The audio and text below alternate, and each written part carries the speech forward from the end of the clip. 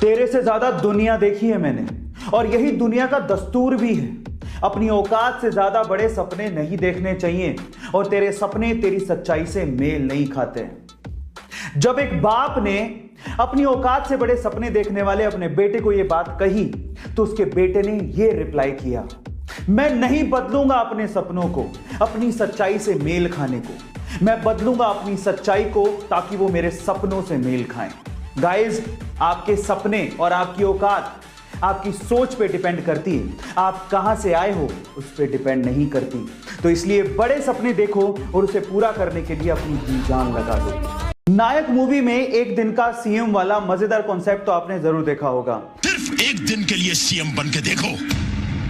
लेकिन वो तो मूवी थी, असल जिंदगी में थोड़ी ऐसा कुछ होता है।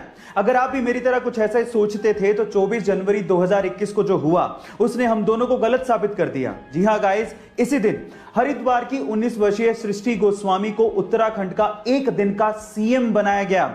24 जनवरी को ही क्यों? क्योंकि इसी दिन नेशनल गर्ल चाइल्ड डे था और उसी को सेलिब्रेट करते हुए ऐसा किया गया।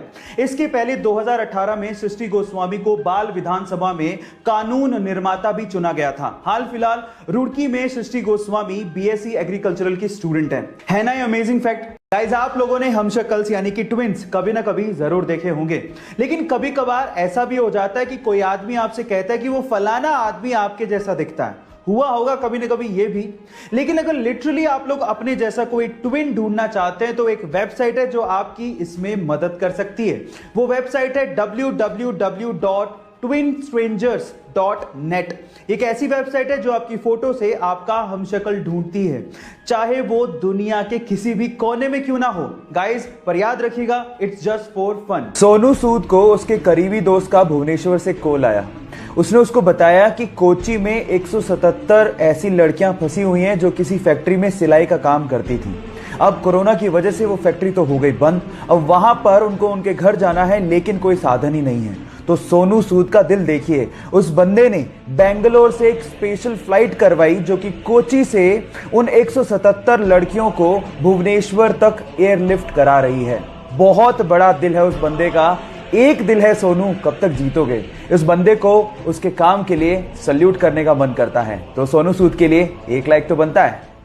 दुनिया के सबसे साफ देशों की बात की जाए तो उसमें सिंगापुर सबसे ऊपर आता है। इसके पीछे का कारण क्या है मैं आपको बताता हूं। वहां पर गंदगी फैलाना एक संगीन अपराध माना जाता है और उसकी सजा आपको तुरंत ही मिल जाती है, और इसी वजह से वहां पर च्युइंगम चबाना भी अपराध माना जाता है।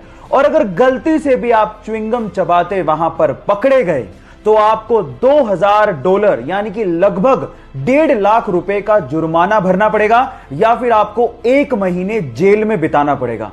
अब आप समझ ही गए होंगे कि वो इतना साफ सफाई वाला देश क्यों है। सो गाइस, ये फैक्ट आपको जान के कैसा लगा चैट सेक्शन में लिखना मत भूलिएगा।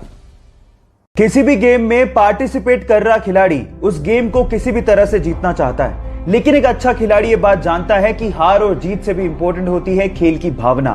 कुछ ऐसा ही हुआ एक टेनिस के मैच में। जब टेनिस खेल रहे खिलाड़ी को अचानक से इंजरी आ गई तो उसके ओपोनेंट यानी कि उसके खिलाफ खेल रहा खिलाड़ी भागता हुआ बिना हिचकिचाहट के उसके पास आता है और उसकी मदद करने लगता है। ये देखकर सारे दर्शक उस खिलाड़ी के लिए तालियां बजाना शुरू कर देते हैं। देखिए इस वीडियो में।